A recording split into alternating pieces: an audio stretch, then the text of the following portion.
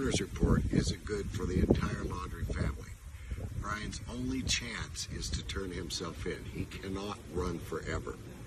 The Laundries have stonewalled Gabby's family because they knew what Brian had done, and it looks like they've helped him run.